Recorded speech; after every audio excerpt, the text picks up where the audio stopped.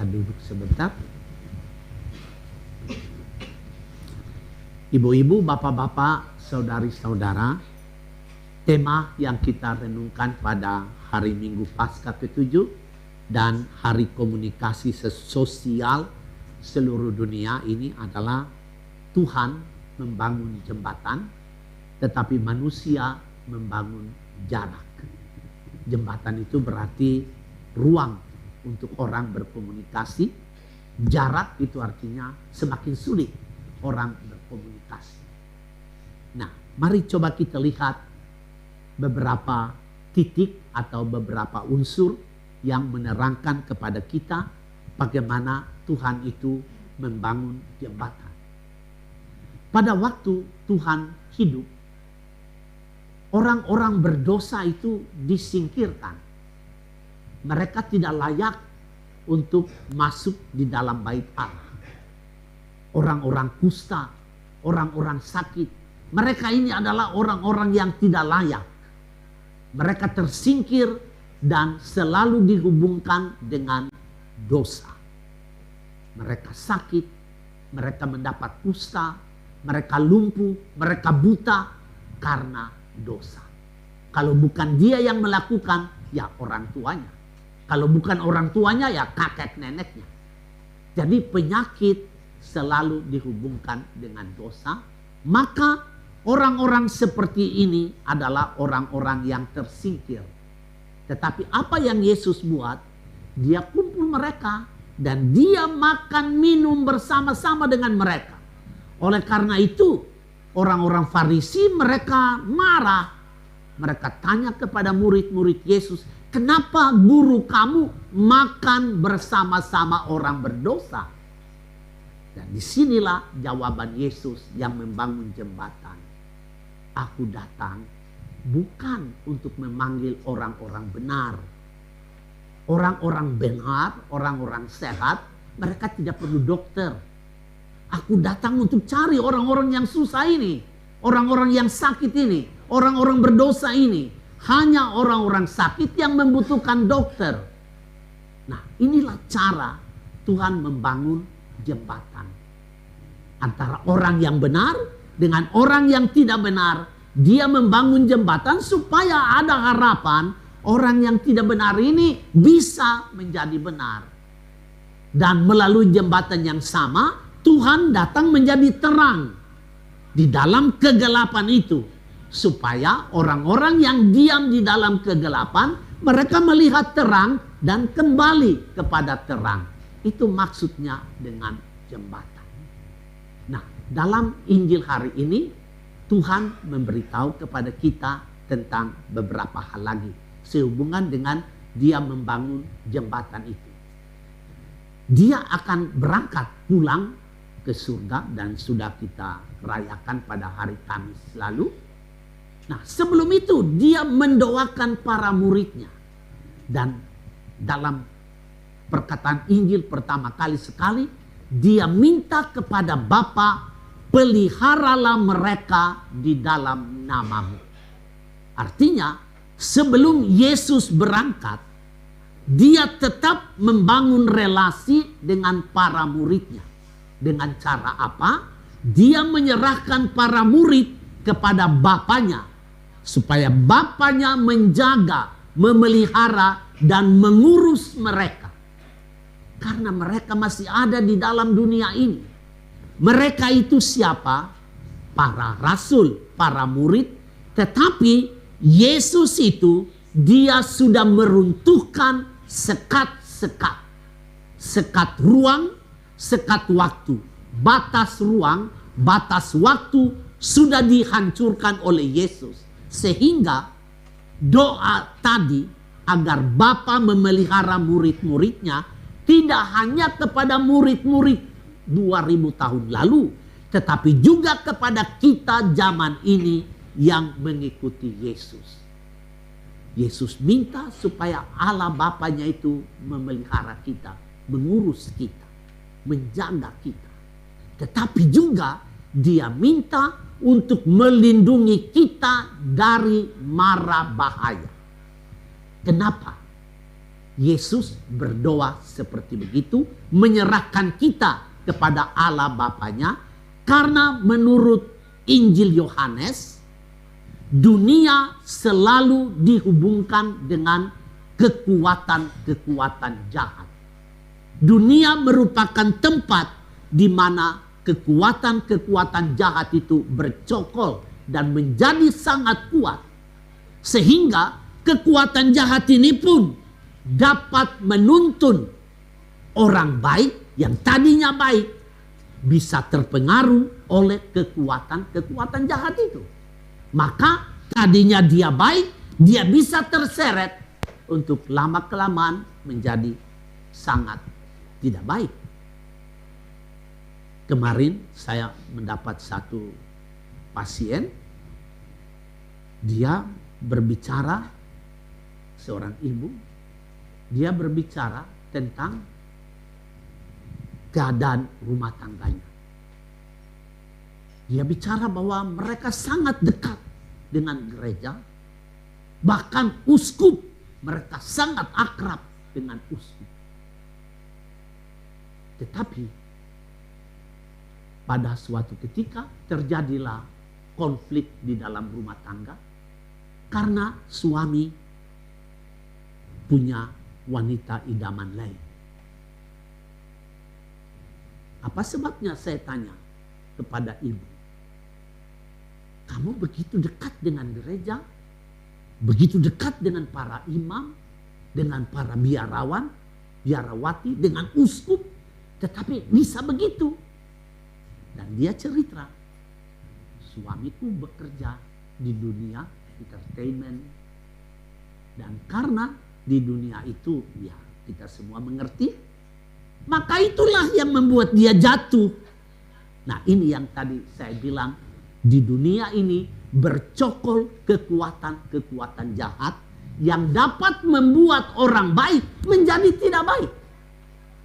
Tadinya setia kepada perkawinan, dan itu diwujudkan di dalam sumpah perkawinan itu, tetapi lama-kelamaan kesetiaan itu menguap dan dia menjadi orang yang tidak setia karena pengaruh dari dunia. Nah, oleh sebab itu, karena murid-murid Yesus pada waktu Yesus pulang itu masih berada di dalam dunia, dan kita pun masih berada di dalam dunia ini, dia minta supaya Allah Bapa itu memelihara kita, supaya jangan kita terseret kepada kebinasaan, tetapi supaya kita tetap bertahan di dalam kebenaran. Tadi akhir dari Injil, dia menyerahkan kita kepada Bapa supaya Bapa memelihara kita di dalam kebenaran. Kita bertumbuh di dalam kebenaran, dan bahkan kita membawa kebenaran itu di tengah-tengah dunia yang tanda kutip bercokol kekuatan jahat itu. Dunia tidak perlu diruntuhkan, dunia tidak perlu dihancurkan, kita perlu dunia. Tetapi kitalah yang mesti masuk di dalam dunia yang bengkok ini. Kitalah yang mesti masuk di dalam dunia yang gelap ini. Kitalah yang mesti masuk di dalam dunia yang jahat ini untuk meluruskannya, untuk membuatnya jadi baik, untuk membuat dia terang. Kita mesti menjadi terang di dalam kegelapan itu. Bukan dunia dihancurkan. Ya, kita perlu dunia. Kalau tidak ada dunia, bagaimana kita bisa dapat duit? Tidak ada. Susah. Tetapi kita mesti berdiri di sana sebagai pembawa terang. Bukan membuat dunia menjadi tambah gelap. Harus mengubah dunia ini menjadi dunia yang benar, dunia yang terang, dunia yang jujur, dunia yang adil. Nah, ibu bapak, saudara-saudari, mari kita melihat lebih jauh dalam hubungannya dengan kehidupan komunikasi sosial. Dalam dunia yang saya tadi bilang, menurut kitab suci, dunia ini bercokol kekuatan-kekuatan gelap. Oleh karena itu Kristus mendoakan kita supaya tetap kita menjalin relasi dengan Dia, dengan Allah Bapanya, agar kita sungguh-sungguh tidak terseret kepada kebinasaan, tetap mempertahankan kebenaran dan hidup sebagai terang di dalam dunia yang gelap ini. Lalu mari kita sama-sama lihat apa yang terjadi sekarang. Santo Bapa Fransiskus dalam pesannya pada hari ini, Minggu Komunikasi Sedunia ini, dia mengatakan begini: untuk bisa mengubah dunia menjadi terang, mengubah dunia yang gelap menjadi terang, mengubah dunia yang jahat menjadi baik dan benar, maka diperlukan dua hal bersama. Satu adalah kecerdasan artifisial, dan yang kedua kebijaksanaan hati. Yang Santo Bapa maksud dengan kecerdasan artifisial adalah semua penemuan-penemuan teknologi yang sekarang begitu hebat. Kita hidup di zaman itu. Begitu kita perlu data, hanya tekan tombol, seluruh data keluar. Tetapi Paus mengingatkan kita, data-data yang keluar itu harus dimengerti, harus dianalisa, harus dipahami, harus direnungkan. Siapa yang merenungkan itu? Siapa yang menafsirkan itu? Mesin? Tidak. Yang menafsirkan itu adalah kita. Kita manusia. Dan untuk itu bukan kecerdasan artifisial yang kita pakai untuk menafsir data-data itu, tapi kita pakai kebijaksanaan hati. Karena hati adalah tempat di mana manusia membuat pertimbangan. Hati adalah tempat di mana manusia berjumpa dengan Tuhan. Dan hati adalah tempat di mana manusia mengambil keputusan sesudah membuat macam-macam pertimbangan, sesudah dia berdoa. Tadi kita dengar dalam bacaan pertama, ketika rasul-rasul mereka mau pilih pengganti Yudas, mereka berdoa, Tuhan, Engkau mengenal isi hati manusia. Pilihlah dari dua orang ini, tunjukkan kepada kami siapa dari dua orang ini layak mengganti Yudas, posisi Yudas. Mereka berdoa. Hati menjadi tempat perjumpaan untuk kita mengambil keputusan yang benar, yang bijaksana, yang berguna untuk kemanusiaan. Saya kasih satu contoh. Contoh di mana kita bisa melihat kecerdasan artifisial saja tidak cukup. Harus butuh kebijaksanaan hati. Dan ini amat penting sekali Ibu Bapak.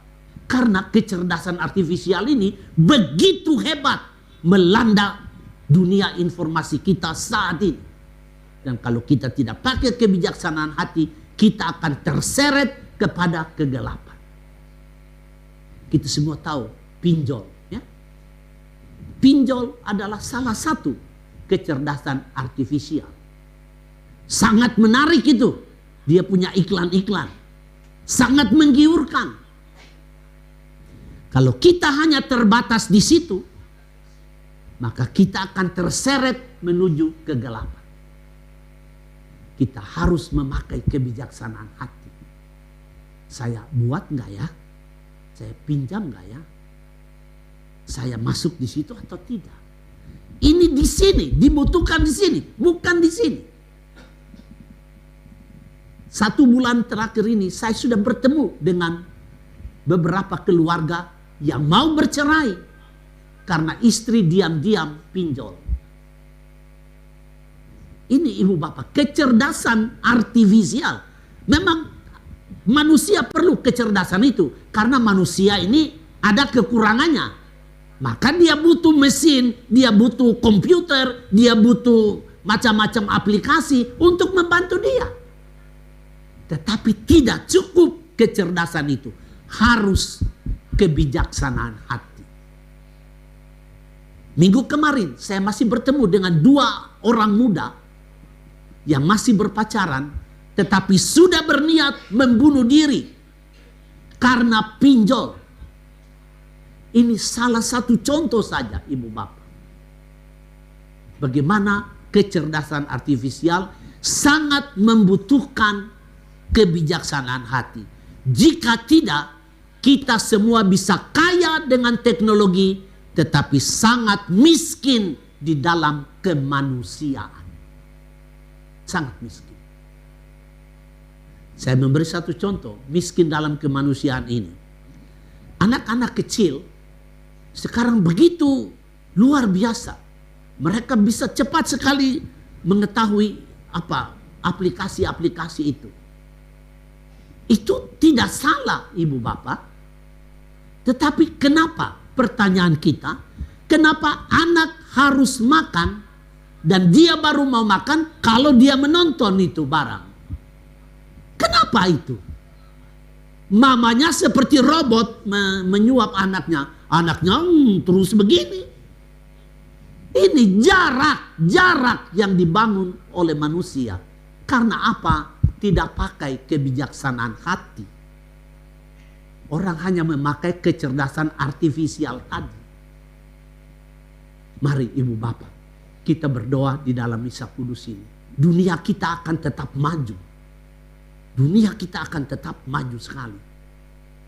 Tetapi kita mau sadar bahwa di dalam kemajuan itu kami mesti hidup sebagai manusia. Jangan kita membuat hal yang baik menjadi profit. Jangan kita membuat manusia dan pemikiran baiknya menjadi mesin. Jangan kita lalu mengabaikan keunikan tiap-tiap individu hanya karena kecerdasan artifisial yang hendak kita capai. Seperti tadi saya kasih contoh. 2 orang suami istri yang saling mengasihi. Duduk berdekatan. Satu di samping yang lain. Tetapi jaraknya seakan-akan jauh. Karena berduanya masing-masing menyembah Tuhan di situ. Tuhannya itu adalah HP itu. Nah, ini salah satu contoh. Kebijakan hati perlu, Ibu Bapak. Dan kita mohon Roh Kudus menolong kita supaya kita menjadi manusia yang bijaksana untuk terus-menerus menggalang persatuan kita sebagai manusia. Bukan sebagai mesin, bukan sebagai orang-orang yang cerdas, kaya dengan teknologi, tetapi miskin di dalam kemanusiaan. Kita mesti membangun kemanusiaan yang saling berkomunikasi untuk mewujudkan damai di dunia ini. Amin.